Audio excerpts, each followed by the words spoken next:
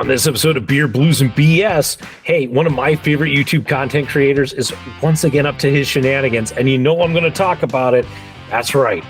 It's not quite a straight line mission, but it's close, so I'm looking forward to sharing that with you. Also, I'm a little annoyed at all the bad drivers that I've been seeing around town, and I'm going to let Kidder know what I think and hear what he has to think. Plus, we're going to talk video games, we're going to talk movies, especially the whole implosion of the MCU. It's a good time. You're in a good place. Welcome to the show. It's Howard Blues and V. Mark Kidder. Pour a cold beverage, pull up a seat, enjoy time with friends. Triple B! Well, the Triple B sucks. Okay? Come on. Whatever, man. This is Beer, Blues, and BS. Online at beerbluesbs.com. Good evening, ladies and gentlemen, and welcome to Beer, Blues, and BS, the podcast that comes to you with all of the vigor of two 30-year-olds crossing the second largest city in the UK for not using any roads for some, unknown reason. Probably for the lulz. I'm your host, the living embodiment of Charlie Brown, Howard Blues, here, as always, with my co-host, the man, the myth, the legend, the Mark Kidder. Kidder! How you doing tonight? I'm wondering why anybody would think that the two of us would want to traverse something. I did say that it was us. Listen, I may have been watching a video or two by the GeoWizard before I came down here. So, hey, we'll be talking more about those shenanigans later in the show. So, a nice tease, if you will. Yeah, we'll talk about it, but later. But yeah, Kidder, how's it going? How you doing?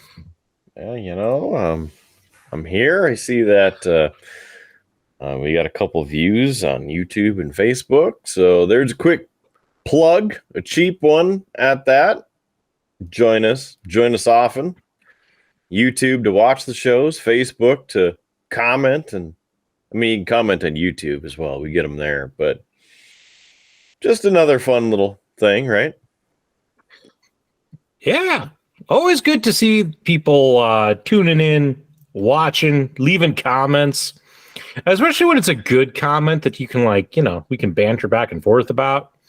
Unlike earlier today, Kidder Jr. and I were just scrolling reels on Facebook looking at videos, and a video came up of some otters being fed at a zoo.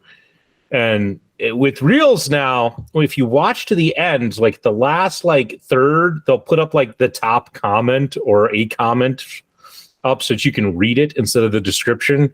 And the comment that came up for it was, "These otters should be free. They're wild animals. Stop making them pets." And I'm like, It's from a zoo. It's not anybody's pet. People are dumb. Well, you ought to think that people would be smarter, but clearly not. It's videos and comments like that make me want to drink. Which brings us, Kidder, to everybody's favorite segment on the show. What's on tap? What you having, good sir? What's on tap? I'm sorry, I didn't know you were going to fire up the imaginary audience and to try and start a chant. Yeah. I was really hoping that people would start getting behind it. You start it a few times and get a couple people, and then we really got a what's on tap. What's on tap? Tap, tap. What's on tap? What's tap on? What's on tap? What's? With that, I'm going to penalize myself and have an NA right off the get-go.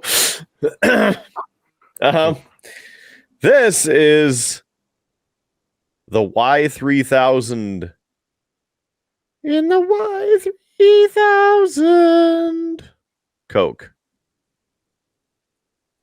Limited edition.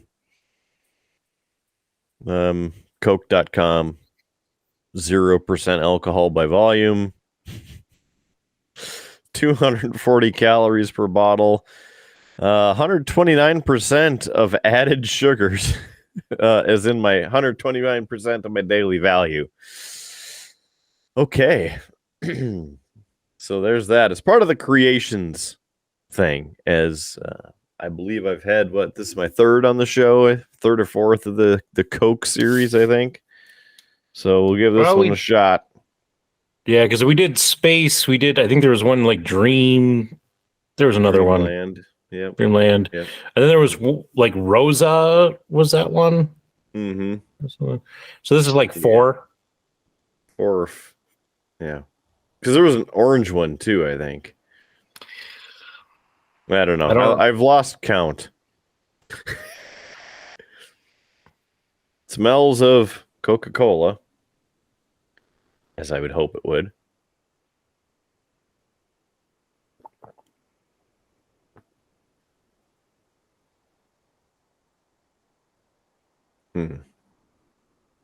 It tastes a little like cherry Coke with blue raspberry.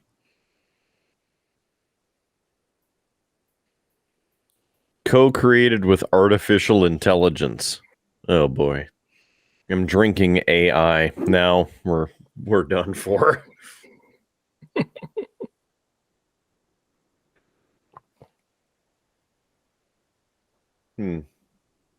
Oddly enough, I just got a headache. Right here. The nanobots are taking over already. The nanites. I'm not gonna lie, Kidder. I actually picked up a bottle of that while I was out in Medora and gave it a try, and I didn't like it.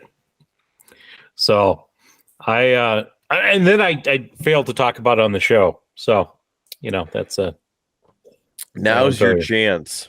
I mean, I'm gonna give this like a 3 because it's cold. Yeah, and I would have given it a 2. It's probably been my least favorite of all of the Coke creations we've had on this show. Space is still my favorite. Yeah. Not loving it. In fact, I'll be right back. You carry on. I need you to stall and give some cheap plugs.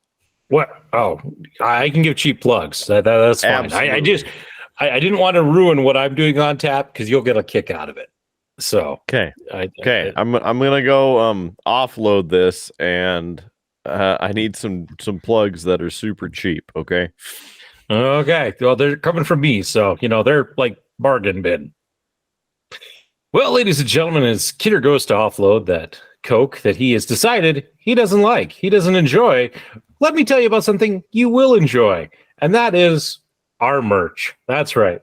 We have our very own Triple B merch, and you can get it from our website, beerbluesandbs.com. Actually, it's just beerbluesbs.com. I told you this would be bargain barrel, but right there up at the top, you click on the merch button and get yourself some merch, whether it's a pint glass, a t-shirt, a sweatshirt, shower curtain for some reason. We have merch with a lot of great slogans, sayings from the show, inside jokes, and just things to make you feel better about what's going on. Like my classic, it's been a week. You can get that on a t-shirt or a pint glass. It's great. You can also find our merch over at Streamlabs. It's also a spot where we have a few things up, but it's also a place where you can donate to the show. You can even become a subscriber in case you want to do that for some reason.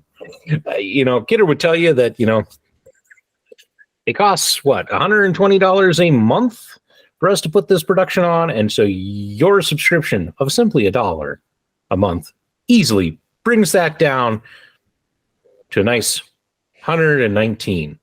Far more affordable. We appreciate it. That's not even counting the beer cost. Hey, listen, man, you asked for cheap plugs. And hey, how cheap are they? So cheap, they're not good. And with that, hey, Kidder's back. So Kidder, you switching out to something else, or? Yeah. But since I was able to intro mine and then take care of it, you clearly need to go. I've had some vocal lubrication, so go ahead, conduct your all right on tap. Well, Kidder, I'm just going to say I laughed that your first drink was a non-alcoholic because this week is the week that our episode with Lane came out, and we both know that this segment is like the only segment that Lane watches, and it's for our beer reviews. And Kidder, I also am having an NA. I am having a Sprecher root beer. Yes, a fire brewed root beer craft soda made with honey. Handcrafted, gluten-free, caffeine-free, and other, Nothing various. Yeah. Is that the Save Big Money special? It is, because I was at Menards, which there it is. There it is. He's saving big money. Teaser for another topic later in the show. Please sponsor us. I'll tell you, I've been keeping everybody up to date with my health stuff. Monday, I had my stress test, and that went fine. Everything seems to have come back okay from what I'm able to see. Of course, the radiologist and my doctor will look at, and they might know something more than what I can get off of looking off my chart. But I also finished up this week my round of high-dose steroids that my neurologist put me on. And really, Kidder, since Thursday, I have been in just incredible amounts of pain. Lefty's hope is that I'm just kind of withdrawing from the steroids. But because I've been in so much pain, I'm not drinking because I'm taking other things. So what I have here, bottle of root beer. I also have the Howard's Cave of Wonder glass already pre-filled with a fine vanilla ice cream. And is that I'm the regular variety or the New York variety for a little extra punch? I believe it's just the classic vanilla. Oh, man. Hey, listen, don't want to get too wild on this segment. And yes, I'll be enjoying a nice cold root beer float through the course of the evening. And hopefully I'll make it through. Things might get a little squirmy the later we go on this, but that's what I'm having. I would much prefer to have a nice cold beer after today, but got to take care of myself, guys, and that's what I'm doing. So, yeah. So, now that we have thoroughly disappointed Lane, and he's probably tuned out. I mean, he didn't even get to this part. He saw it and he skipped the rest. Or he turn it off. Yeah, what's your review? We need just the root beer, and then we need the root beer float, because those are two beverages. Well, I see, man. We're hitting what's on tap heavy. The Sprecher, and I think that's how you say it. If I'm wrong, hey, put a comment. Let me know. Good root beer. It's a decent root beer. It's not as good as like a 1919 root beer, but I like it better than Barks. So just a good, decent root beer. I'd probably rate it like a 3.5. And then in root beer float, I'd bump it up to a 4. I'd push it up to a 4. So there, some ratings. So there. Now that I'm 2 drinks in, Kidder, apparently. What are you having for what's on tap round 2? Yeah, because I guess this is my second drink. I saw this one in the Build-A-Beer cabinet, and so I guess I will give this a go. It is from the Blackleg Ranch Brewing Company, located in McKinsey, North Dakota, just up the road from old Bismarck here. This uses North Dakota grain artesian well water. It's a 4.2% alcohol by volume, 12 fluid ounces in the old can. Now, quick story first about the ranch, if you will. Homesteaded in 1882, Blackleg Ranch is a 6th generation family-owned cattle and bison ranch, home to abundant grasslands just off the mighty Mo. We pride ourselves in honoring our rich Western history and traditions of the past while working hard to regenerate and diversify our operation, creating opportunities and new traditions for future generations. blacklegranch.com. And they do say Missouri River. I just like to say the mighty Mo because, you know, as we are here in North Dakota with the old Missouri River. So I should have had this last week because North Dakota State University Bison lost. I just checked and they ended up winning today. So I guess it is what it is, but it is a Bison Light bolting light lager. And I thought you would get a kick out of the design on the front with the, you know, lightning-esque filled smoke cloud and the bison design there. I figured you'd get a kick out of that. So that's why multiple reasons why I chose this. So Kidder, I'm just going to tell you, both the Local Geek and myself have had the regular bison beer, not the Bison Light, but we've had the regular bison on the show. He had it back on episode 94, and he gave the comment, I liked the 1882 better, but it isn't bad. I had it on episode 95, where I said, it's got a real thick taste for a lager, and I don't know if I'm a fan of that aftertaste. So that was our take on the regular. So now we get to find out, how's the Bison Light? Well, I'm happy to be that guy. Let's also hope that we can channel a little bit of extra here as the Avs are on the power play. So just looking at the color in the can, it does have a very light color to it, as one would expect from a light beer. The aroma coming off it is similar to a grain belt, almost in the aroma. So if you obviously know what a grain belt smells like, then, and you know what this smells like. There's the golden part, the wheat hops there. Mm-hmm. Not like hoppy, but more wheaty. I feel like I need to chew, but there's nothing to chew. I'm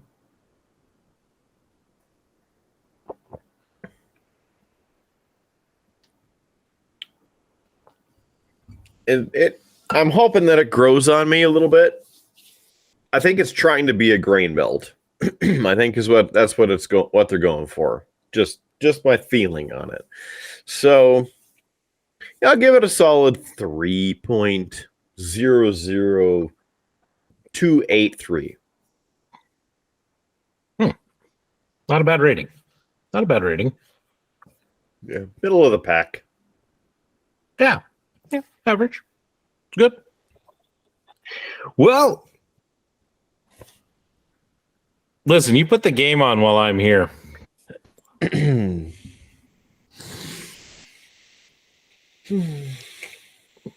Yeah. Put the rally cap mode on in full effect here. Well, I know that would be more of this. Got to get the rally cap mode going, but it doesn't work for this hat. Yeah. Well. So, Kidder, it was hinted at that I was at Menards. Save big money at Menards. Yeah. So finally, it happened this weekend. Replaced the sump pump down here in my basement.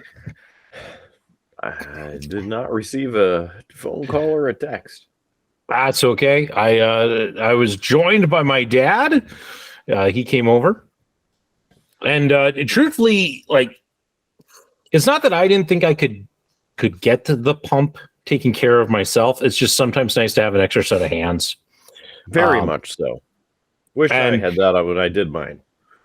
Yeah, just to have somebody who can help grab things, hold things, help figure out things, bounce ideas off of stuff. Plus, he brought my mom over, so she helped watch the kids. Although Junior came down and helped, he was a great helper. It was a lot of fun. He was really excited because the new pump that I bought was green, and he's really into green, so he was really excited that we got a green pump. Although now it's in a hole and he's never going to see it again. That was that. 8 to 10 years, probably. Yeah, probably when I have to replace it again. Overall, it went smooth. I did have to make 3 trips to Menards, so that that's how you know it's a good project. Because we went yesterday to buy the pump, and got that, and the kids were with, and so there wasn't time to pick up the accessories or any of that. So we just got the pump. And so Junior and I went this morning after I did some looking to go, okay, what do I need? Okay, it's this size pipe that's coming out. I'm going to need a coupler. I'm going to need, there's like a couple of things that I had to pick up. So we did that. And then my dad came over and, we opened up the sump, started, getting stuff ready to come out and all of that. We got the old pump disconnected, not quite out yet, but we had it disconnected. Well, great. And of course my sump has a backup, and we were as we were kind of talking about what the steps were, it's like, well, okay, well, that's the backup pump. We're going to have to turn that off, because if that goes off, it's going to flood back down the pipe and we're going to have a water mess. So yeah, we need to take care of that. And we're going through, okay, we need to do this and this and working out the steps and all of that, and got a little carried away, and backup pump may have gone off. So may have had listen, I'm the living embodiment of Charlie Brown. You knew this wasn't going to go well. So, I mean, I would have unplugged it, but carry on. Well, no. See, because here's the great thing. The guy who owned my place before put in several fail safes. So not only is the backup pump not just plugged in, it's got a battery backup.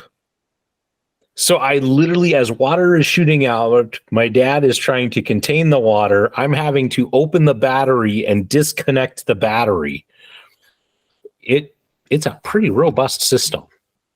We got it. It was actually a fairly minimal mess, because thankfully, we had only had it off in one spot, so he was able to line it up, and so the majority of the water went back down the old pump pipe and back into the sump. But it was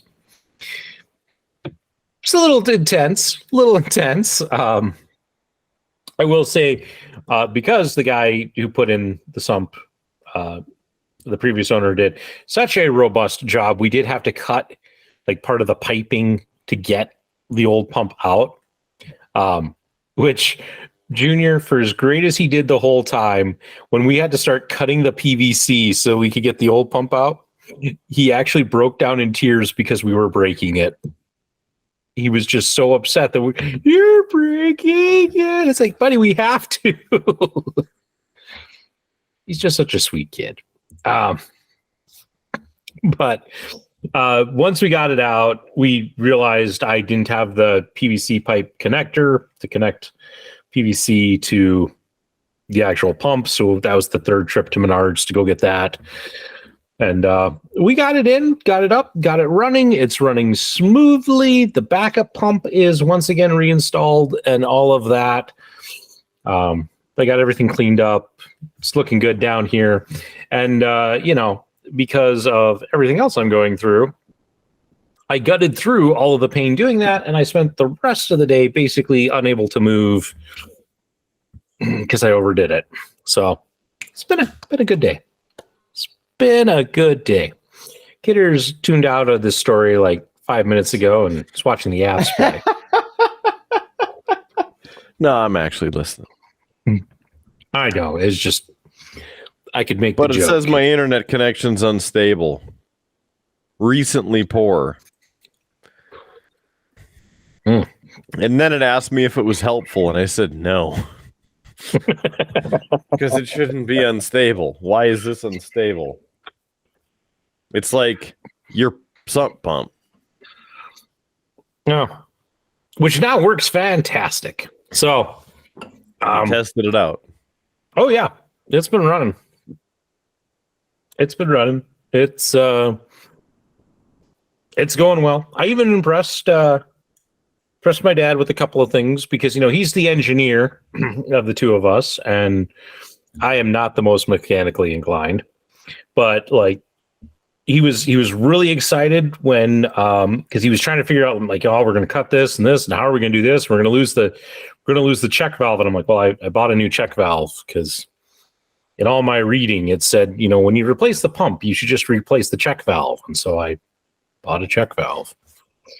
And so he's like, oh, that's great. Because he was like, oh, man, how are we going to save this? And it's like, great. Now we can just throw this old part away.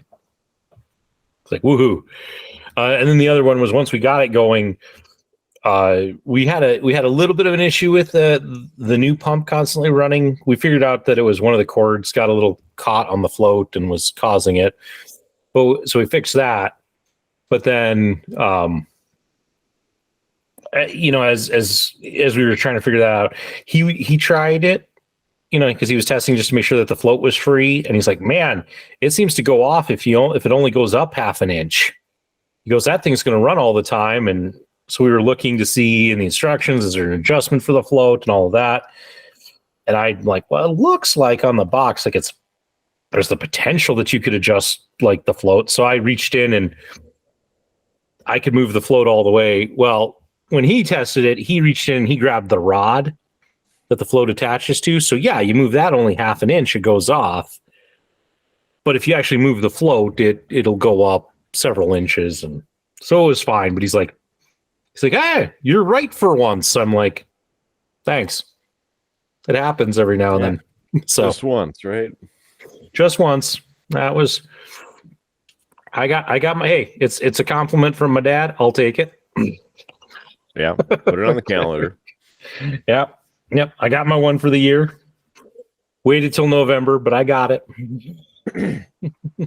So yeah, that was the excitement of my day, Kidder. Was replacing the sump and then basically spending the rest of the day recovering, and still not doing great, but I'm here. Kidder, listen. I while I was spending some time on the couch, I happened to notice, you got out of the house and went and maybe enjoyed some entertainment this week. I did. I thought about waiting to say, what did you do? And that I wasn't going to do that. Yes. On Wednesday, The Rock Show came to Bismarck. And it wasn't just The Rock Show, it was A Rock Show featuring Theory of a Dead Man, Skillet, and Saint Asonia. Brought me back to when I would drag you to a bunch of shows. And you'd be like, okay. No, maybe a song or two, but, it's all good. So, Hey, I've seen all three of the bands before. Happy to see them again, and I would still see them yet again. I was just going to say, I've seen Skillet. I think that's the only one out of that group that I've seen. And I think it was with you.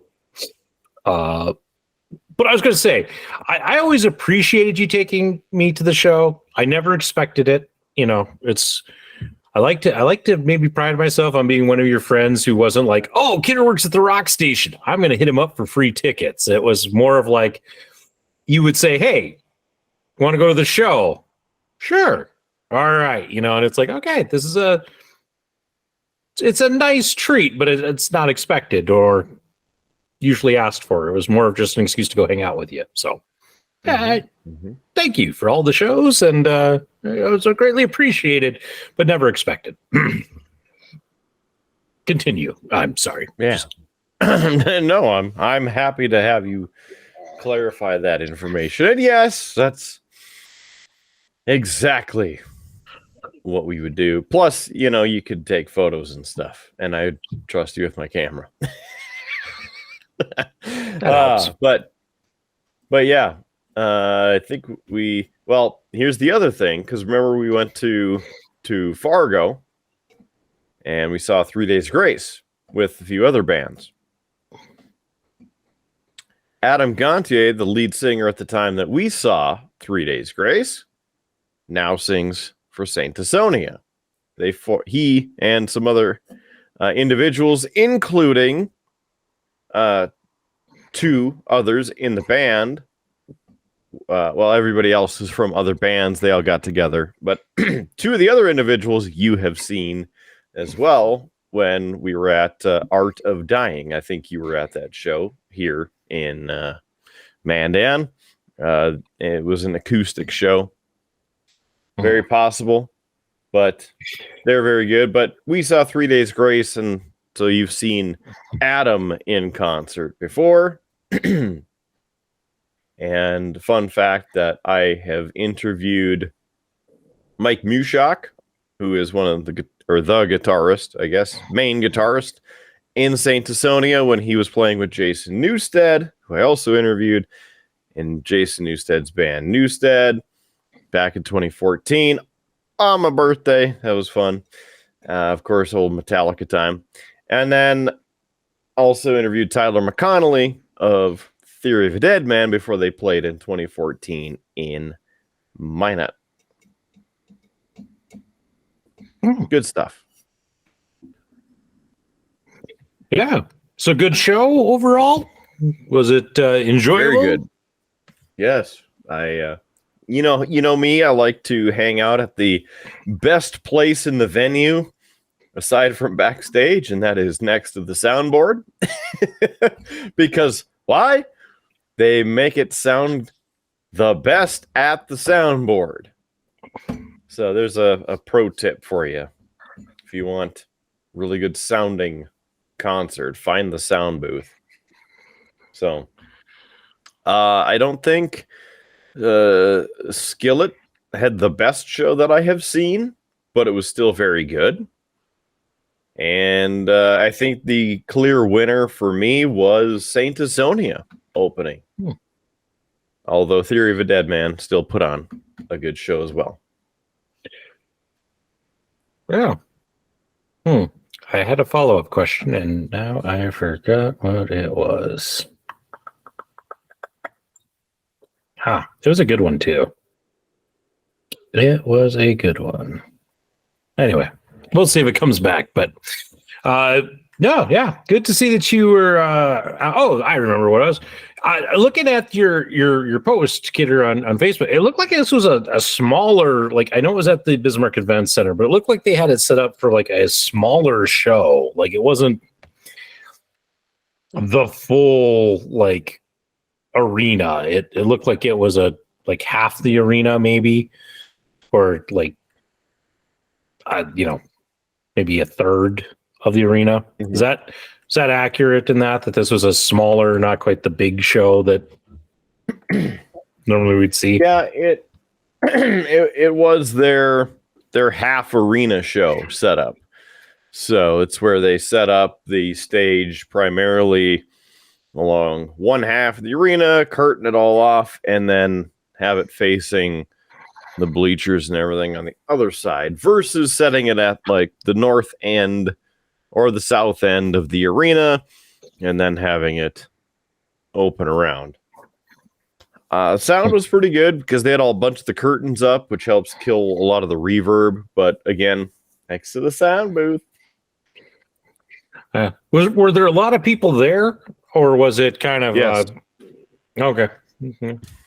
A lot of people on the floor, so the floor is pretty full. And then in the stands, the first lower bowl section, if you will, is you are familiar with the the old Ralph terminology was pretty full, and then beyond that, it was about half. So I don't think it was anywhere near sold out, unfortunately, but there were quite a few people in attendance. Yeah. I would have to expect that it's hard to sell out a Wednesday show. You know, it's not the same as a Friday or Saturday night when people really want to go out and they don't have work the next day and kids don't have school. So I can imagine it's harder to sell out a Wednesday show. But that's just me speculating as armchair concert promoter, apparently. I mean, yeah, I could see that. But on the flip side, because we are not Minneapolis, we're not Phoenix, we have to take shows when we can, because on a Friday, Saturday night show, even a Thursday night show, you're talking bigger bucks. So to get the shows between the shows, we're kind of the flyover area. They stop here, pick up some money, and the promoters potentially pay half of what they would pay for like a Friday night show, because they're already going from here to here. Add another show, good to go. I mean, I'm not complaining. Don't get me wrong. I was just speculating and such.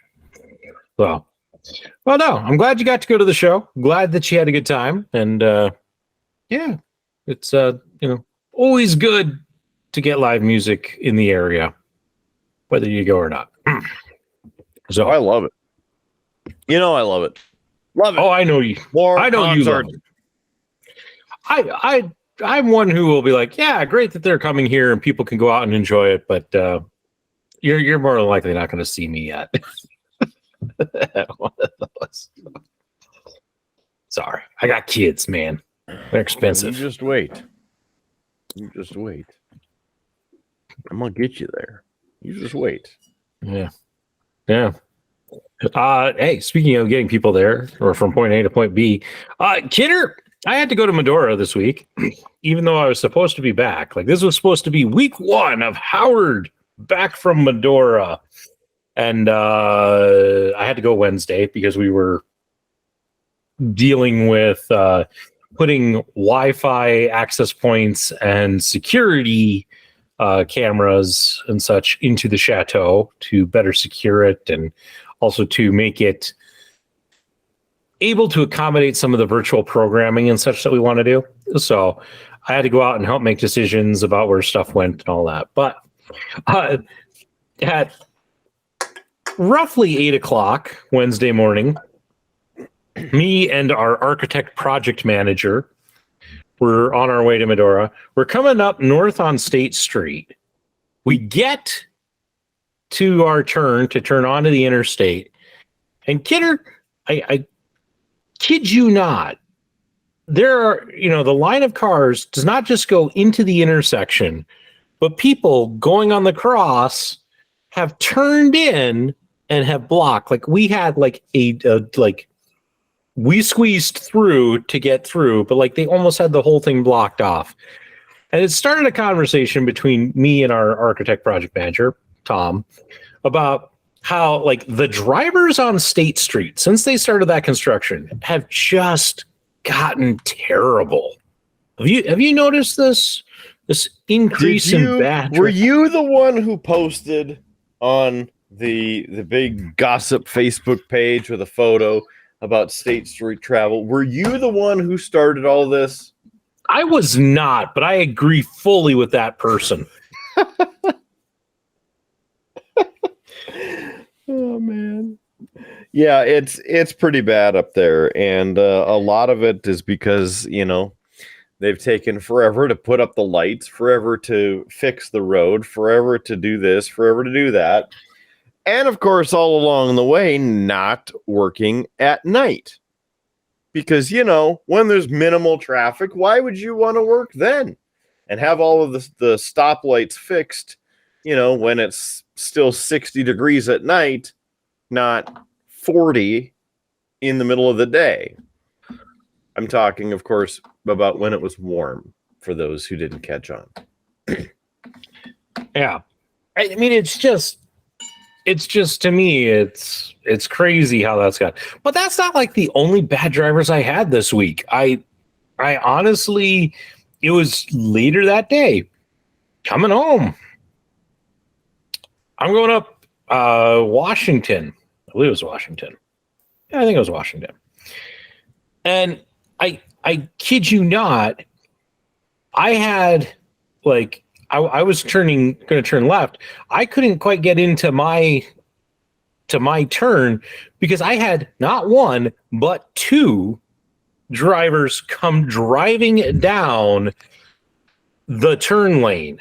So for those who aren't familiar with Bismarck streets, Washington is technically, especially on the north end, it's a 5-lane, 2 lanes in each direction and a middle turn lane. And I had 2 drivers who just came rip-roaring down the middle turn lane. Not because they were moving a turn, but just so that they could pass people.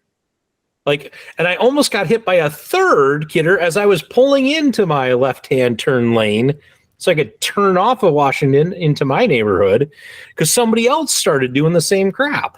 Like, they started making the move and they're like, oh, crap, no, somebody's actually there. What the frick is wrong with people these days? This was like the worst driving I've seen this week. Ugh.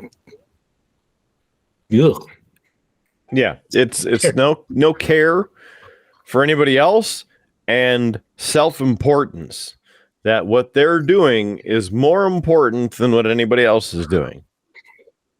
I see it all the time too around town, and I'm just sitting there going, nothing you can do, really, aside from save yourself. It's terrible. It is out of drink. Well, let me before we transition to what's on tap round 3. I got a question because Tom and I had this conversation as we were driving, and I thought you should weigh in on it. Okay. Because of some of your connections and knowledge and all of that. But as we were driving, talking about the bad drivers on State Street, Tom raised the question about law enforcement because, everybody's complaining about the bad drivers. It's like, where's the police? And he said, what do you think it is? Are the police just more concerned with, like just getting drugs or like the big crimes taken care of, or do they really care about traffic control?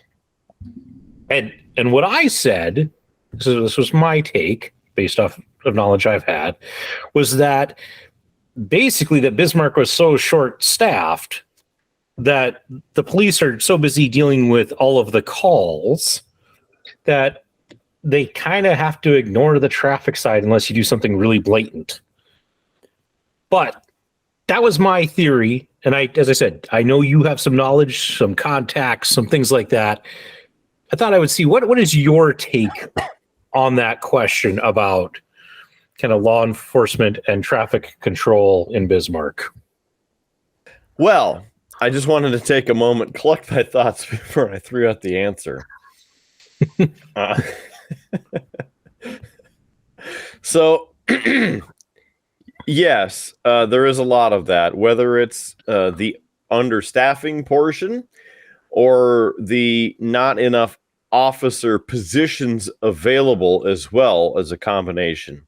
Those are 2 big things impacting police departments across the country. A lot of departments can't find people to hire to fill open positions. And then there are other departments that don't have enough positions, as in what their population demands.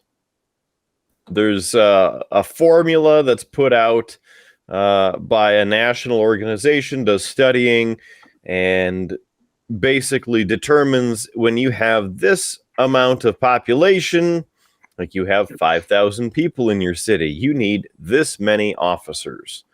And sometimes cities don't care, and they do what they uninformed people in charge think is right and is acceptable.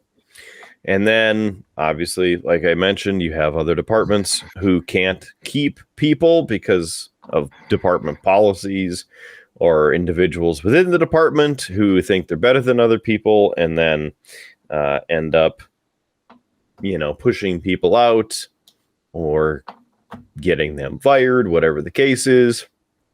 And then mass exodus, potentially.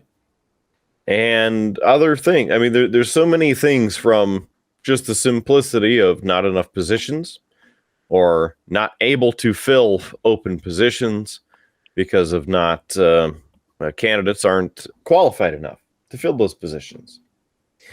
And around here, generally there are open positions, as they are still continually trying to find qualified people to come on board, work for the department, and actually want to stay.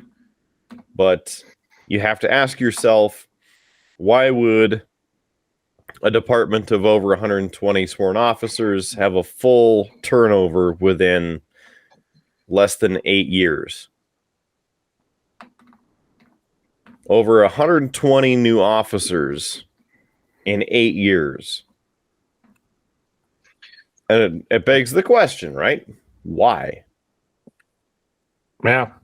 Well, and I think most people don't, like, we don't, like, I couldn't tell you if I didn't have, some of the connections that I have, mostly through you, to law enforcement because of your connections. Like, I wouldn't know any of this. To me, it's like, oh yeah, we have police. I see them driving around. You wouldn't know about all of the turnover. You wouldn't know about the shortages at times. So I think for most people, it's an almost an unknown or undiscussed issue. And I think if you're someone like myself who gets upset because you see people running red lights all the time and there's never a cop there to pull somebody over and, maybe knock off some of these bad habits, there's a reason behind it. And it's just not just, hey, dumb luck. So, yeah. Yeah. If you ever see an officer and they're at an intersection and somebody does something blatantly stupid, like running through a red light that's been clearly red for, a minute and the other light turns green already, they are likely on their way to deal with something else. And it's more severe than somebody who just almost T-boned a bunch of cars. So think about that when you're sitting at a light. So more police, yeah, would be good. Better pay, better benefits would be good. Help find and retain good people. That would be good. Better policies and better equipment, better training. I know it all costs money, but that's a huge part of it just from the department end of things. And then you want to go the other end of it too. Harsher penalties would help deter. And ultimately, and I'm trying to not get into the political because we don't want to talk political, but ultimately it's the lawmakers who make these laws who don't want to raise the fines because they don't want to get caught doing that thing and have to pay hundreds of dollars in citations. So if you run a stoplight in North Dakota, it's $40. Unless you're in a city, and then they can raise it up 100%, and then it's $80. Okay, so Bismarck, Fargo, Jamestown, etc. $80 citation. Okay, tinted windows. So you have too much tint on your windows on the front, or the you add extra tint on the front of it itself. $20 or $40, respectively. I happened to be watching On Patrol Live, and one of the deputies in Florida had stopped a vehicle for tint, gave a warning, and said, "Yep, if you don't take this off, it'll be $482 or something like that." It was over $400 anyway for the same violation, just in a different state. So you think about it.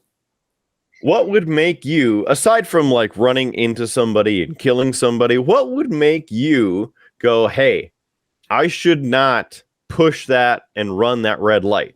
Oh man, I'm going to get a $500 ticket for running a red light. Like, I can't afford that. Maybe I should slow down earlier and drive more carefully. Right? Yeah. I mean, you would think that most people would look at it as, if I run this red light and I T-bone somebody, then I'm going to have to buy a new car, and that's going to be expensive. But people don't think that way. I don't think people care because insurance will cover it. If they have insurance. Well, I appreciate the take on it, Kidder, because that was, as I said, it was a good part of our conversation as we went out to Medora. And hey, you're out, and I poured the last of my my root beer into my cup. So I guess it's time for everybody's third favorite segment of the show. What's on tap? Round 3. Drink.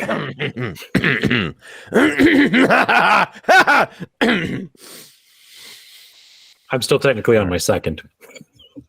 Add another scoop of ice cream, then you'll be fine. Let's see here. Well, I've had this before, so I might as well try and clear this here out. So, Fargo Brewing Company's or Fargo Original Lager Beer. And again, just a refresher for those who haven't seen it, it's 5.1% alcohol by volume and 17 IBUs in a 12 fluid ounce can.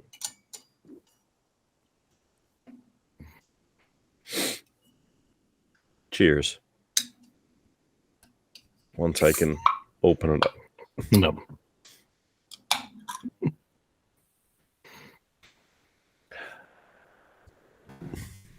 Cheers. Mm-hmm.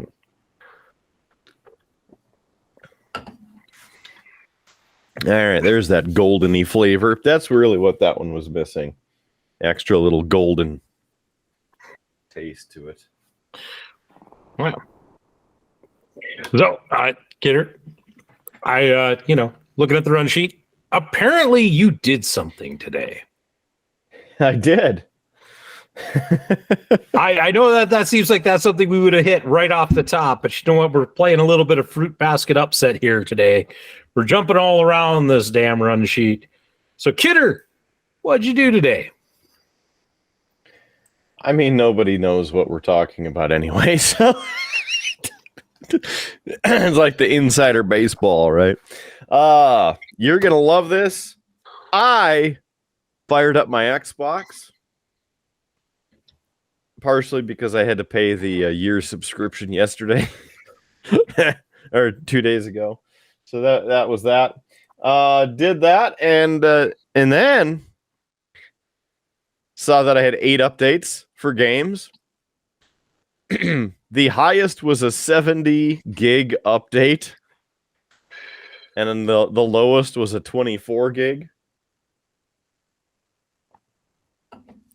Yikes. So I just let it do its thing, and I watched something else for a while. But I came back, and I played Battlefield 2042. Whoa. Yep. Yeah, it's crazy. Crazy. I should have I just got chills from it. Just got chills. But I think I should have streamed it because it was that big of a momentous occasion. First match creamed the other team. Just smoked them. I didn't get in the top 5, but I set or had 3 of the highest for the game of like points for the game, assists for the game, and something else. But that was great. So I'm like, well, fine. I'll play another one. I should have stopped. The game knew that I had such a good game that it put me on the most. I'm going to turn that off now. Come on, Georgiev. Terrible. We're just going to turn that off. And look at that. The weather's pretty nice on the KRD and Eyewitness Weather Now 24-hour stream. Yeah. I was on such a garbage team that I almost don't even have words. I think I had the second highest kills in the game with 16. And you know, Battlefield maps, they're large, and it's supposed to be like a 24-player game. Mm-hmm. And now they've introduced the like bots. So the current or the map style I was playing, whatever the crap it's called, is a brand new one as of this recording, where you take over a section of the map and it's generating these synthetic bots. And they go out and they fight people, you know, because they're now your team. So you get extra people to go out and kill the other team.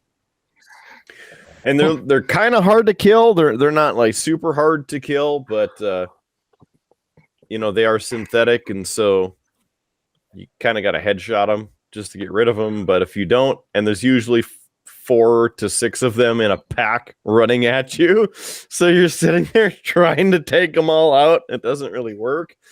And then all of a sudden it cuts to the cutscene, and then they're like whacking you with a hatchet and shocking you with a giant like cattle prod. Yeah. Interesting. When you said bots, I was thinking more of like the old perfect dark bots, you know, where, hey, we can't fill the match with actual people, so here you can put some computer, you know, led players out there so you can have bigger matches and all that. That's what I was thinking you meant by bots, but no, you meant actual killer robots. Interesting. Yeah. Interesting. No, they just don't fill your team if you don't have people. Wouldn't that be nice, you know? You know, because then like we could play like Call of Duty and just us, you know, and just have like an AI team that we play against that's not going to do cheesy, you know, all of just the cheese that you get when you play like Call of Duty and such. Be like an actual. Oh, you mean all the cheating? Well, I was trying to be nice about it, but yeah, I'm not. I don't give a what. Bunch of cheaters. So, funny thing, as you remember, we would play, attempt to play, and sometimes Tanner would join us.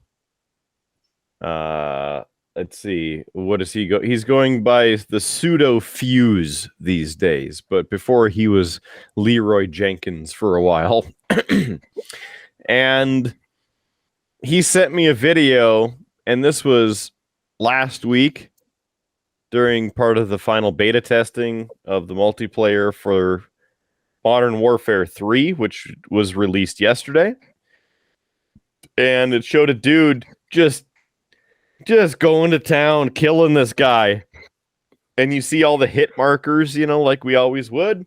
And then suddenly the guy dies. Like, not the one he was shooting at. He dies. And the caption was, the game is already broken. Like, no, it hasn't just been broken. It's been broken for 6+ years. Like, get with it, EA. Yeah. The sad thing is that there is so much cheating and such that does happen, whether it's people hacking the game or using aim bots or all of those sorts of kind of mods, or people just doing stuff that is just like, ugh. And I get, it's a game and people should enjoy it as just a game. And it's okay to be somewhat competitive and want to win. But at the same time, it's just a game. And if you have to cheat to win or to have a good KD record, meh, you need something more in life. I'm just going to say that now. Go get some kids. Find something else fulfilling in life. I mean, that would That's be just nice. I mean, truthfully, it's all of like the playing in like lobbies like that. Why I don't feel like the need to go out and like get the newest Call of Duty, because I'm like, I'm gonna have to deal with people like that. And I've had times where we've played where I'm like, this just isn't fun. And I play games for fun. I am not a competitive player. Truthfully, like when we play, sure, it's great when we win as a team, but like I don't care if I'm not the top guy on the scoreboard. I don't care, if I, if we win or lose. I'm just trying to have fun, trying to do the best I can do with it. But that's me. I'm a very non-competitive player. I just get frustrated when it's like, I don't even get to play the game. I'm spawn dead. Or like my problem with Battlefield, spawn. Well, I'm going to take the next 3 minutes to run across the map to where the action's happening. Like, that's just, I don't know. That's not fun for me. So, and Which was the last one that we got you? Battlefield? Yeah. I think that's the last one. Because I did pick up Modern Warfare 2. Because we were playing that. You got Modern Warfare 2? Or was it just Modern Warfare? I think it was just Modern Warfare. See, look, this is how far out it is. I don't even remember which one I have.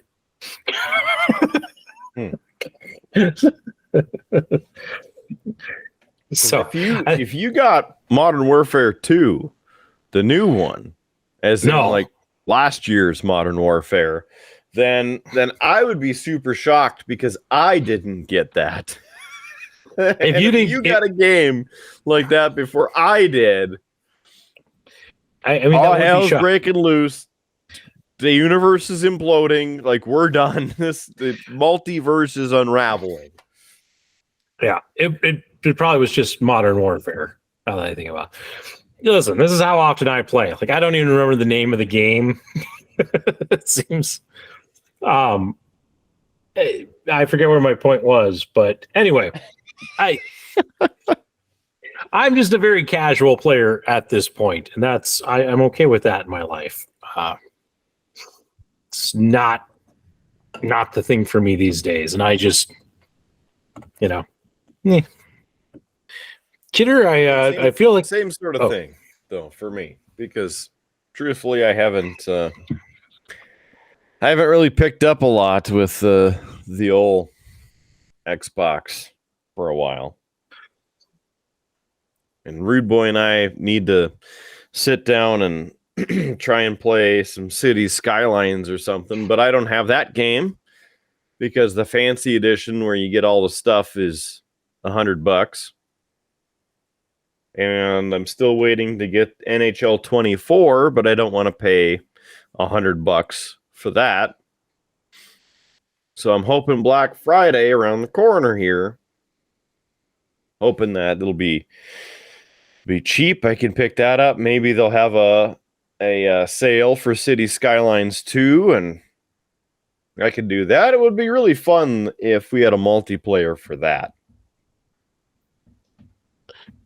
But then again, I also have a lot of states and a lot of roads that I need to drive in American Truck Simulator. So there's that. and of course, flashing lights. Got Rude Boy on that, and Nico's played at the same time, and now even Tanner picked it up, and he's been busting people, and I don't know if he's towing any cars yet, though. The last stream was kind of a hit. Don't know if you're able to watch any of that. That was the one last. I haven't watched any more of it. Just the small section where I make a cameo appearance.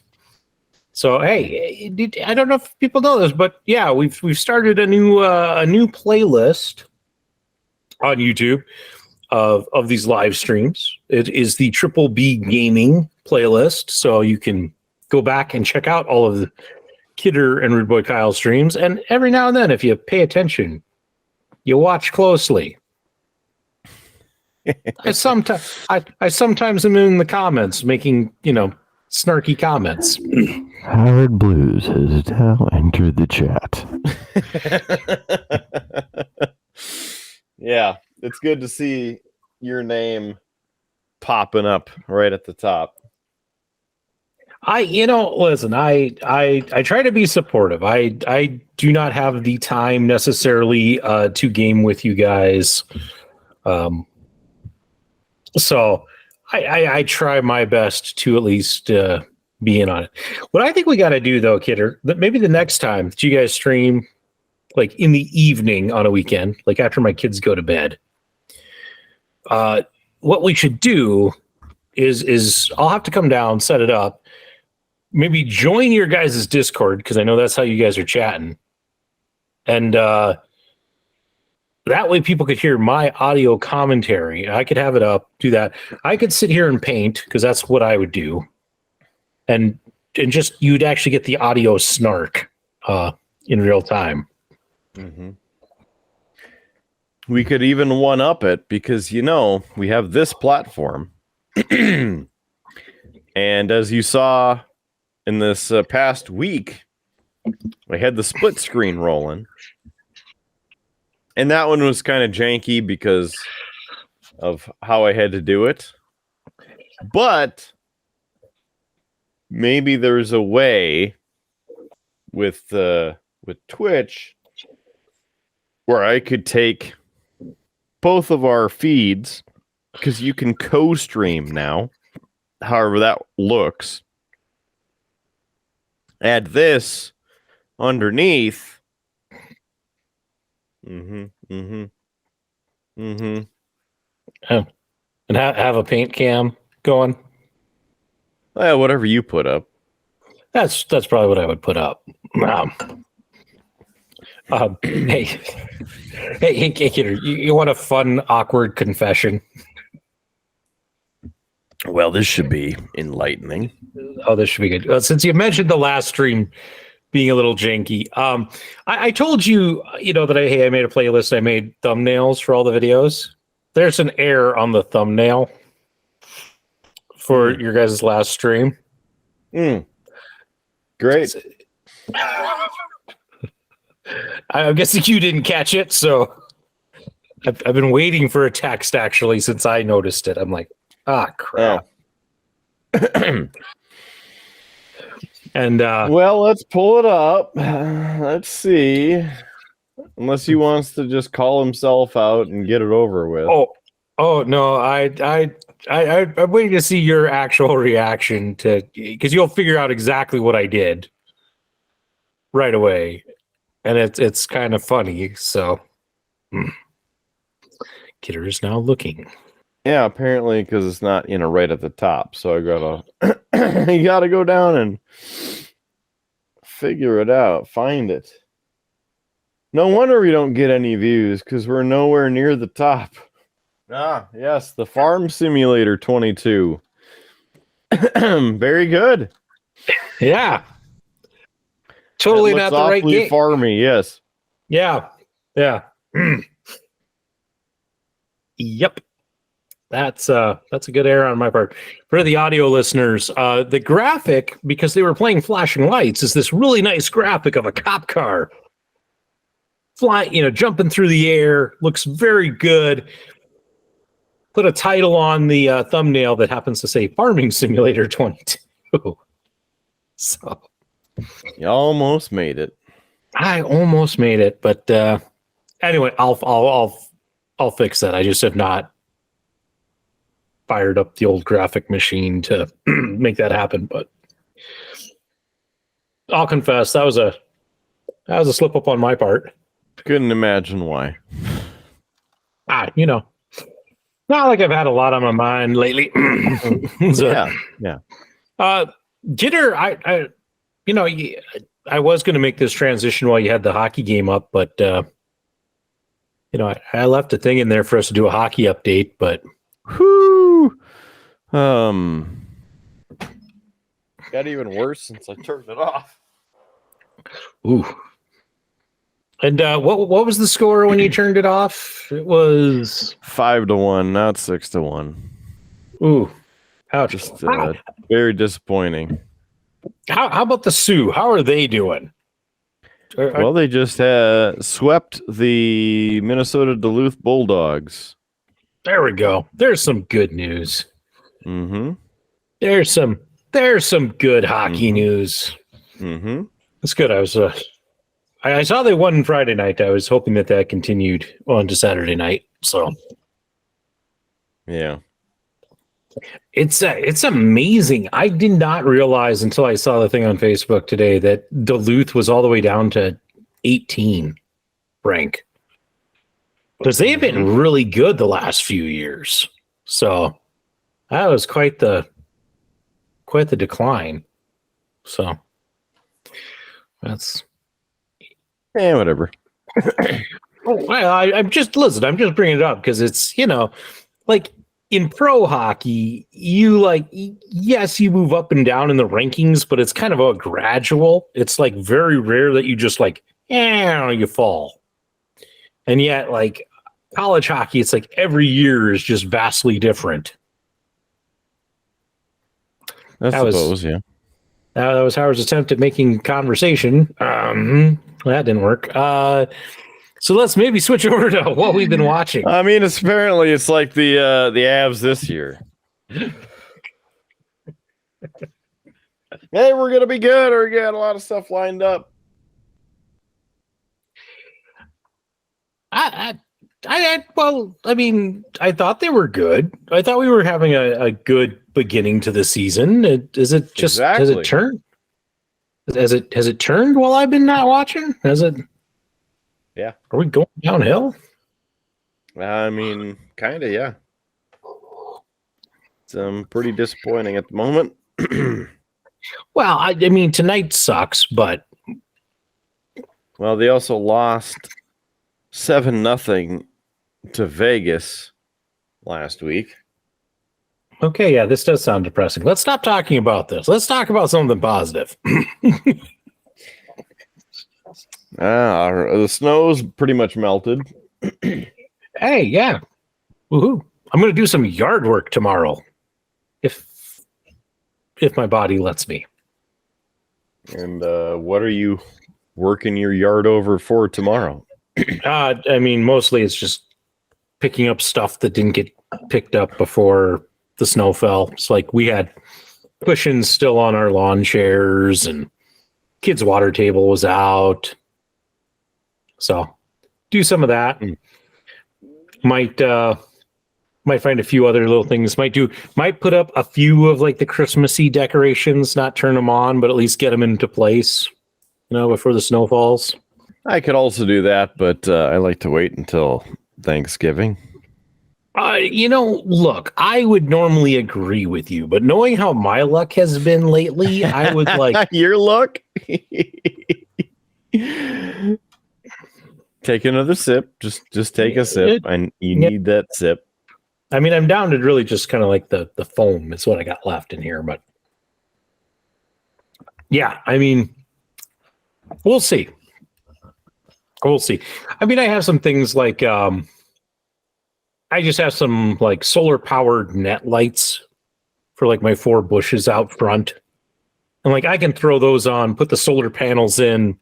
I don't actually have to hit start on them. And they'll just be there, and at least the stakes are in the ground and ready to go. But Jake, what's really at stake here? Nothing much. This podcast is pretty low risk. Probably, yeah. So I hinted at it at the top. I was watching the GeoWizard. He was back at it with some of his shenanigans.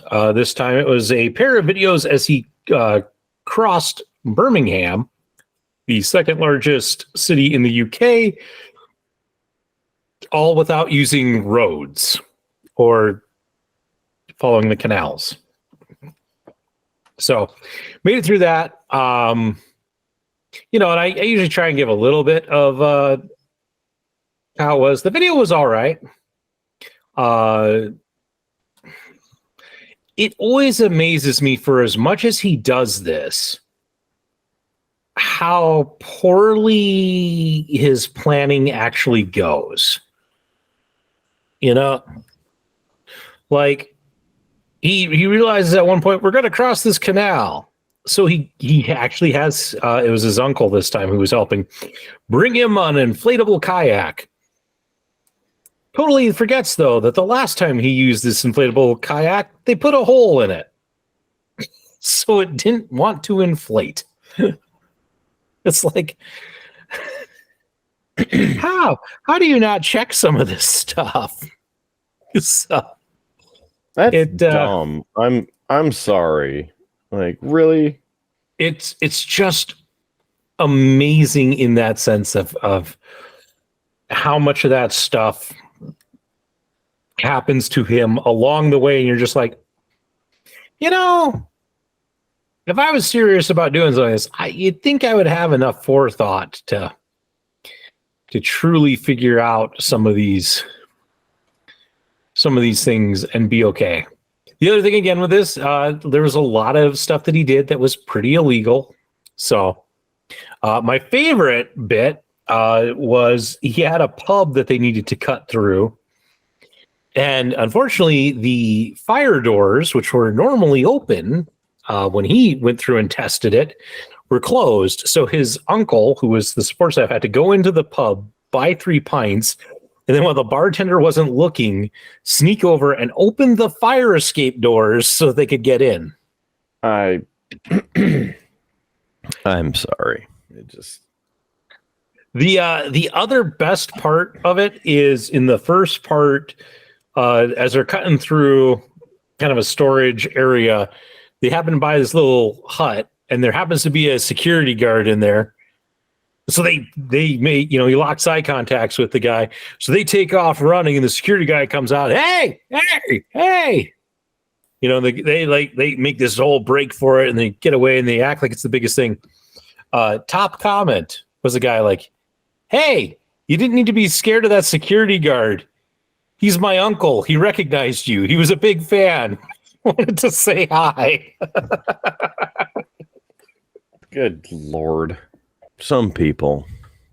I'm never going to find these videos not entertaining. And hey, if you want to check some of these out, I'll put a link in the show notes so you too can watch this and go, that's that is interesting. And hey, for once, Kidder, with these, the big threat was not farmers. It was all fecal matter. That was like the whole last half of the second video was the dangers of fecal matter. So that's a little bit of a spoiler, but it's all right. I want to say it, but I don't want you to have to bleep it. So, I mean, after the episode that came out this week, hey, you need a break. There was a lot in this week's episode. I'm not gonna lie. Very likely, yes. Yeah. But other than that, Kidder, watched. The wife and I have been once again catching up on The Lincoln Lawyer. We've been watching season 2. It's not as good as season 1. It's still okay and enjoyable, but anytime it gets to something that like could be interesting, it's like it takes care of it right away. Like it sets up stuff and you're like, ooh, this is gonna be a big plot point for the season. And it's like the next episode is like, nah, we took care of it. It's like, well, okay. It just, that has been what's kind of made this one just odd kind of throughout. Like the first one ends on a cliffhanger and it picks up with that cliffhanger. And, in the first episode, you're like, okay, this is going to be the arc of the season. And then it's like, no, it was really just the arc of like 1, maybe 2 episodes. And that's it. And you're just like, huh. The episode we watched last night, we're nearing the end, but the episode we watched last night had probably the weirdest ending. Like, it got to a very big, dramatic, heavy point, and you're like, you could see that being the ending, but no, they came back and had like one slightly lighthearted scene, and then that was it. And you're just like, wait, that's where they're ending it? It was weird. Like my wife and I, we both turned like, wait, what? It's over there? Sounds about right. Yeah, it was. I'm trying to think of like. Okay, you remember like the episode of Star Trek where they're having kind of the trial about whether Data is human? Yes, the measure property of a man. If there he is go. a sentient being or property of the Federation. Yeah. Yeah. So imagine, like they get through that big courtroom scene. They've delivered kind of their closing arguments. It's the big dramatic point. And then you get to the next scene and it's like the ship doing something cool. Like a nice flyby, like with some upbeat rock music. And it's just like, all right, we're having a good day on the Enterprise. Woo! And it's like roll credits. No real conclusion to like what just happened. It's like we just hit the heavy dramatic and now we're doing a quick upbeat thing. And now there's the end credits. And you're just like, what? It was a miss. So, still enjoying it. It's still a good show. I know I'm kind of picking on it, but if you like a good courtroom drama with a bit of mystery, it's pretty good. It's pretty good. And then the other thing that we watched recently, actually, it was about a month ago, and I keep forgetting to talk about it, but we watched Pixar's Elemental. Have you seen this one, Kidder? Have you checked this one out? No. Yeah. It's okay. Is it though? Like there's nothing super wrong with it, but at the same time, it's like some of the issues within it are just overly done. It's like we have to be overly dramatic about some of this stuff so that we actually have some drama in our story. It's like the conflict in it is not strong enough to stand on its own.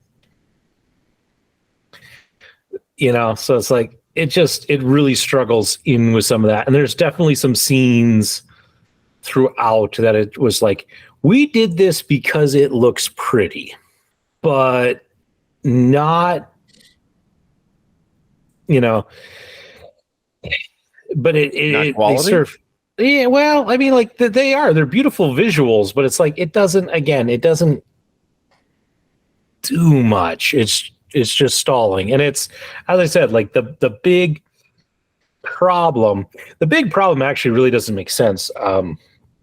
Hey, spoilers for Elemental, and I don't care if I spoil this for Kidder because, yeah. So part of the big issue that's in this is the Firetown is suffering from one of the stores in Firetown. The main character's parents built has a There's leak. a lot of burnout. More like flooding. But the leak is caused because Firetown is built along this spillway, this canal system that it happens from these boats that come through, spills a bunch of water over, supposed to go through the canal. But here's the thing. So to save the fire people, they built this gate to keep all of that water that spills over from going down this canal. Okay. And the big haha revelation is like, haha, we found that this gate is broken and the water's coming through. And they make a patch. And the big climactic thing is that the patch doesn't hold and all this water comes through and floods the town. The problem is, Kidder, this is from an engineering sense, who builds a giant tank with no drain to catch water and doesn't think eventually that's going to overflow? Right? Yeah. Like that's the problem. There's no outlet to it. So this tank, that catches all this water that spills over, has no drain. And so throughout the rest of the movie, after they patch it, it's just filling and filling and filling and filling and filling and filling until we get the big flood. But that's a stupid engineering thing, because anybody who designed this would have put in a drain system. And it's like, but they didn't think about that because they just wanted the visual of the flood at the end. People. So if you get past that, the plot holes and such, it's an okay movie, but it's not like, don't feel like you have to race out and see it. Guess I'm not. I'm waiting. So there you go. My review of Elemental. What have you been watching, Kidder? Well, it's funny you ask. I didn't think it was that funny, but yeah, it's funny. Had time to watch something.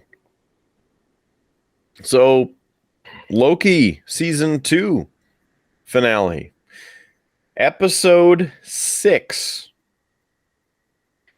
I'm like, really? Again, I thought about having that whole rant again about how we don't have enough television, enough good television, make good television, do the thing, and that would be great. But, yeah, 6 episodes. The ending, I could see it being an ending, but at the same time, it shouldn't be an ending. Visuals are fantastic. Season 2, I felt, was a lot weaker than season 1, but still less episodes, so you can't get as vested, I feel.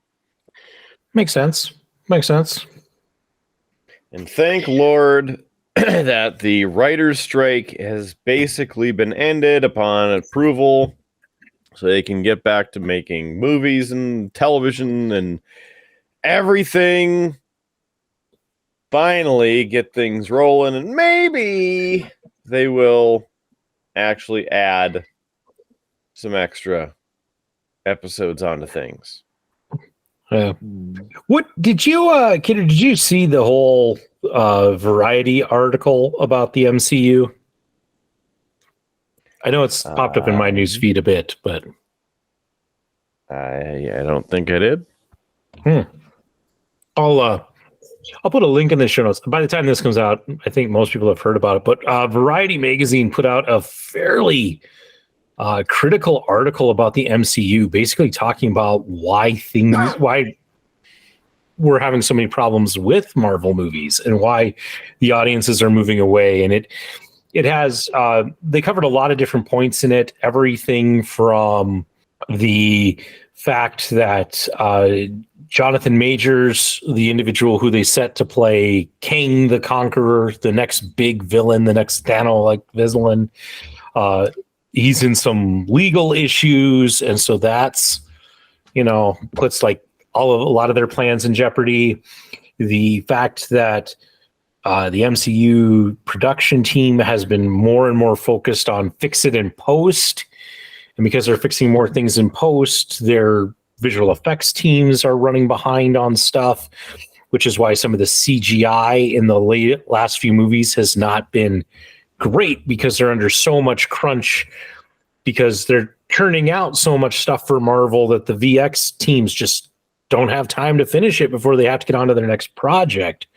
And a lot of times they aren't even given a full, like, here's the script, here's the shots we need beforehand. So they're waiting until things have almost been filmed before they're starting on some of this. So they chatted about that. They talked about in there the fact that characters who probably would be characters that would bring people to the theater, put butts in seats, are being relegated to different kind of positions in their own movies because of, again, different politics and ideologies and such. So like the example they use is there was supposed to be a Blade movie coming out, and you know there were a lot of people who were excited to see Blade in the MCU. Well, comes out that the character of Blade in the movie, where he is the like title character, was actually going to be, according to the script, the fourth main character. Perfect. He wasn't going to be the main character, as the movie said. He was going to be the fourth main character. So hardly really in the movie. And so like they talked about like how that's kind of been an issue with some of this. And as I said, people could read the full article, but it's interesting because it really does shine a light on maybe why this particular I forget what phase, I think we're in phase 5 of the MCU, isn't doing well. And it actually leaves the article ends with kind of a note that, the MCU might be looking to bring back the original Avengers in order to save the MCU. And so you might have, them having to bring back Robert Downey Jr., well, at least the characters of Iron Man and Black Widow, possibly with the original actors, possibly not. They don't want to shell out that kind of money in order to basically produce something that people want to see. So it was quite the article. I haven't read all of it. I have listened to a lot of people talk about it. So, but it's kind of interesting, and it's interesting to see, like, again, with all of these mini series that they're doing, if they're not just putting out too much and therefore not quality. Also, The Marvels, which is the new movie that debuted on Thursday, officially. Number one, I heard arguments or saw articles about it that they were saying The Marvels was having the worst opening record for a Marvel film in the history because Loki's season 2 finale episode was released the same day. And I'm like, you can watch that at any time. That's garbage to say that. Number one. Number two, apparently the movie is good, but a way that it was marketed to make it look other ways than what it is, apparently, maybe caused it some grief. I plan on seeing it hopefully Tuesday And then I can hopefully let you know if I actually do get to see it on Tuesday. I'll let you know what I think. But again, I thought that it might have been the article that was discussing how the minor character films made into series on Disney Plus were what killed the MCU, because I've seen an article about that. Yeah. No, and this one only touched on it as in too much for like the the visual effects to keep up. It was kind of more of the issue, which is kind of why they get into like some of the visual effects not being as stellar as they have been. It is just Disney needs more visual effects artists, apparently. So, but yeah. I mean, there's definitely is a lot of Marvel content, and I do think that they could benefit from maybe slowing their roll just a little bit. It's kind of like, what we see with wrestling. There's now so much wrestling content that the more they add, and you think that's a good thing, the more like, well, yeah, there's good stuff, but there's a lot more filler that we have to put in, and it's stuff that we don't necessarily think through quite as well. So I think it's a little bit of that might be affecting the MCU. So I think there was also an argument within there about just the fact that they've kind of gone through all of like the brand name Marvel heroes, and now you're into the extended universe and it just doesn't have quite the name recognition. It's kind of like what happens with the comics, right? You have your mainline comics and those do well, but then you have your like characters that are heroes, but they're kind of more side characters and really probably can't carry a book on their own. And I think you're running into some of that too. So, yeah. But yeah. But hey, I mentioned wrestling. I see you got some WWE shocking moments to talk about. Apparently they're shocking. Kevin Owens was suspended on the show, SmackDown there, because he's on SmackDown now. He was suspended for because he was on commentary wearing a tie that he said that he stole from Nick Aldis, the new GM. Made it to the end of the show, and then Austin Theory and Grayson Waller were out there because apparently they're buddies again, and they poured water on him, and so he went after him, and then he ended up stunnering Grayson Waller, and got called into the back, I guess, to get suspended. Also, as you remember from our wrestling review, that Kairi Sane is back and has aligned herself with Damage Control. They had a match with Bianca Belair, Charlotte Flair, and Asuka versus Damage Control, the three who aren't injured right now. And a surprising turn of events at the end. Asuka turned on Bianca and Charlotte and has joined Damage Control, as she and Kairi Sane had been previously partnered as a tag team in NXT. So now Damage Control is supposed to be the new bloodline, but women. I mean, I'm all for a faction, but why did it have to be Damage Control? Like, I like the people who are on Damage Control. I just wish they'd change that name. Now even more, now that Asuka's on it. Damage Control Alt Delete. Yeah. Well, we'll see how that goes. Yeah. So there is that. What else was shocking? Santos Escobar turned on the LWO and beat up Rey Mysterio. You remember me discussing that at the premium live event, how he left the brass knuckles on the side of the ring. Yep. Yeah, called it. Carlito came out and lit that fuse. Mm, So hopefully nice. Carlito will join the LWO. Yeah. Could be good.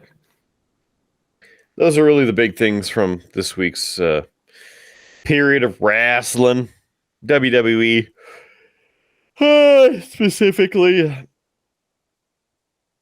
Because we already talked about Rey Mysterio losing the United States Championship on Yeah. Wrestling Review Show, which you can watch now, 5 weeks later or whatever. Yeah. Mm-hmm. Mm-hmm. Well, on that shockingly unshocking wrestling recap, Kidder, we've been talking for quite a while, and I don't know how much longer my back can hold out through all of this. So we should probably wrap this show up with some cheap plugs so I can go lie down and hopefully recover.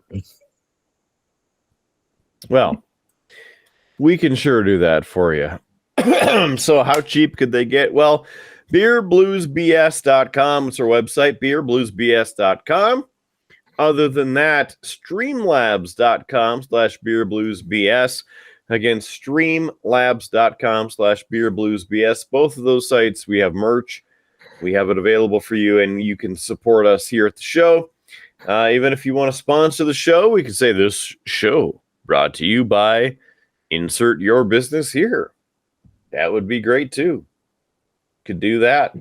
All that info, beerbluesbs.com or streamlabs.com/beerbluesbs. If you don't want to even, sponsor us officially, you can subscribe for $1 a month. Help us keep the show going every day, every month, doing the thing to help you be entertained. Are you not entertained?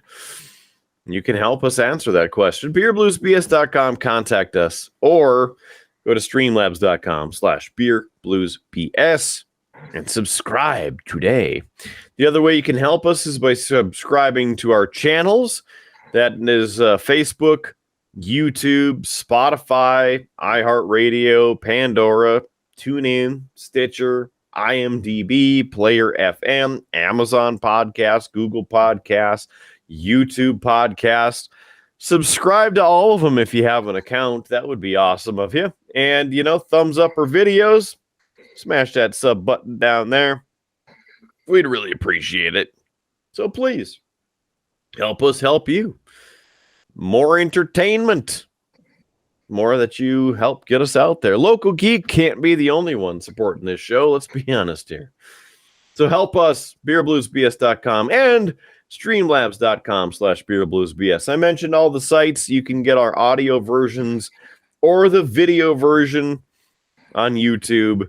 Watch, listen, share. That would be great. Please and thanks. And finally, Killer Kidder Show available on Spotify. You can listen to my personally curated playlist of thousands of songs that will make your life even better. So, for all of that, give Howard a quick glancing blow for the final thoughts.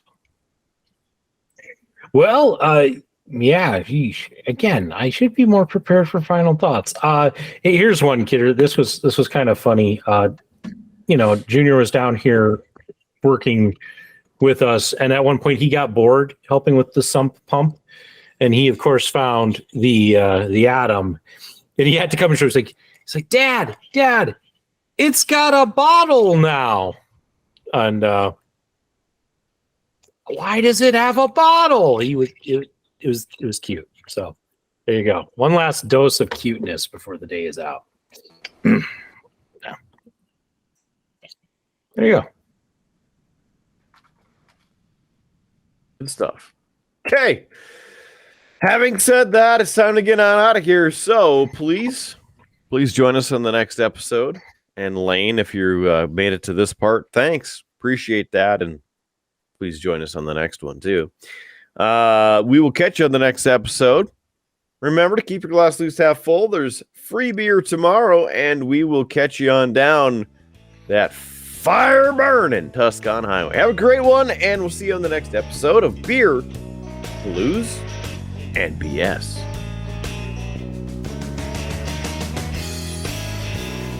You have been listening to a UA production of Beer, Blues, and BS. If you enjoyed the show, help others find out about it by rating the show or leaving a review at your podcast listening service of choice. Thanks for listening, and may your glass never be empty.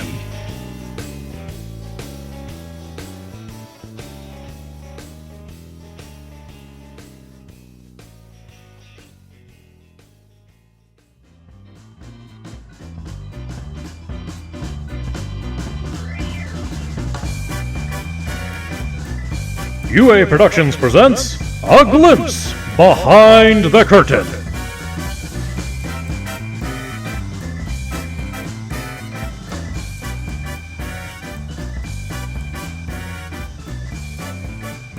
Hold on. I'm trying something new. Okay. If you look real close at what I have behind me, you can see that it's 3-0 in the wrong direction after one period. So I'm trying something. I'm putting it on, maybe partially out of shame, but with you here and possibly seeing glimpses of this, they have to turn it around. It can't be like Vegas a couple weeks ago. If it makes you feel better, Kidder, as I try to make sure my camera's at a good spot, I once again reverted my desk back to painting desk mode. So you're actually off over here. So to actually see you, I have to turn and look.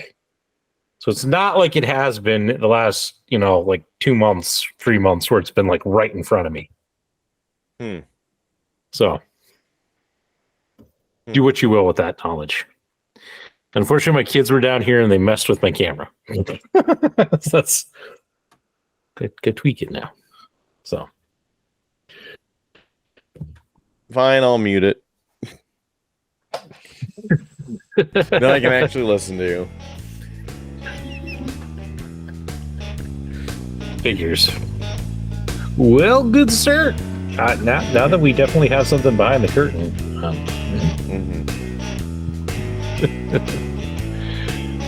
You want to just hit it hard, get it going, get it done? I have nothing. Yeah. Nothing but sadness.